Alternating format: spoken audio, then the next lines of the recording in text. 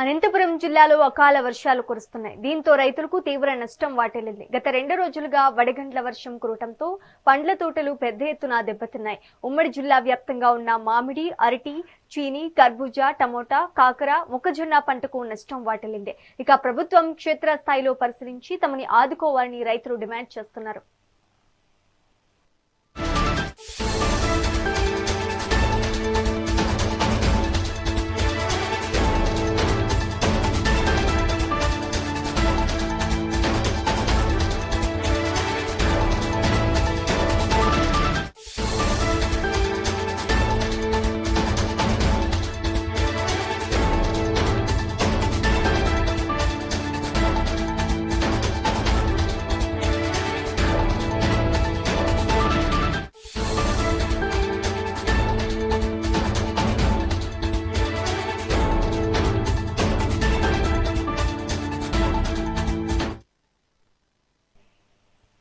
అనంతపురం జిల్లాలో అకాల వర్షాలు కురుస్తున్నాయి. దీంతో రైతులకు తీవ్ర నష్టం వాటిల్లింది. గత 2 రోజులుగా వడగండ్ల వర్షం కురవడంతో పండ్ల తోటలు పెద్ద ఎత్తున దెబ్బతిన్నాయి. ఉమ్మడి జిల్లా వ్యాప్తంగా ఉన్న మామిడి, అరటి, చీని, కర్బూజా, టమోటా, కాకర, మొక్కజొన్న వంటి పంటకు నష్టం వాటిల్లింది. ఇక ప్రభుత్వం క్షేత్రస్థాయిలో పరిశీలించి తమని ఆదుకోవాలని రైతులు డిమాండ్ చేస్తున్నారు. ఇక ఇదే అంశానికి సంబంధించి మరింత సమాచారం మా ప్రతినిధి రవితేజ లైవ్ ద్వారా అందిస్తారు. రవితేజ, చెప్పండి. అనంతపురం జిల్లాలో అకాల వర్షాలు కురిసి రైతులు పంట నష్టపోయారని తెలుస్తోంది. దీనికి సంబంధించి అప్డేట్స్ ఇవ్వండి.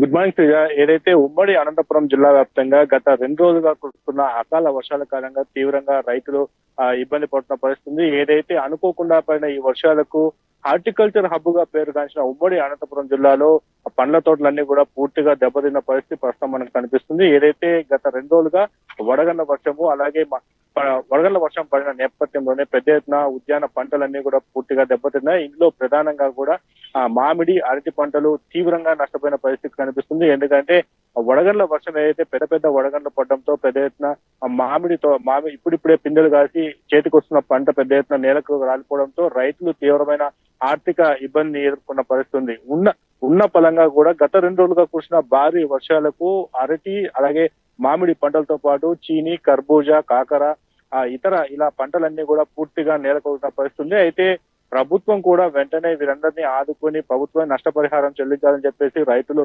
సంఘాలు డిమాండ్ చేస్తున్నాయి. అయితే నిన్నటి రోజు కూడా కురిసిన భారీ వర్షాలకు కొన్ని మండలాల్లో మోస్తరు నుంచి భారీ నుంచి అతి భారీ వర్షాలు కురిసిన నేపథ్యంలోనే పూర్తిగా కూడా పంట నేలమట్టం అయిపోయిన పరిస్థితి.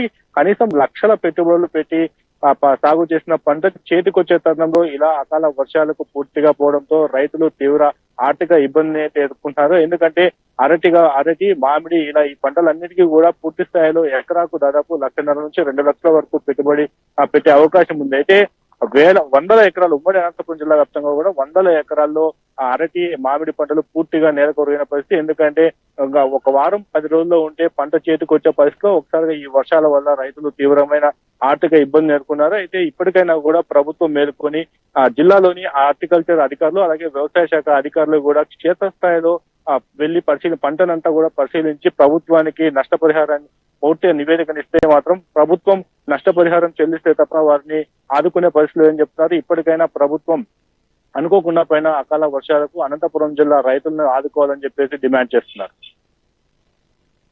ఇక ప్రభుత్వం క్షేత్రస్థాయిలో పరిశీలించి తమని ఎటువంటి విధంగా ఆదుకునే అవకాశాలు ఏమైనా కనిపిస్తున్నాయా?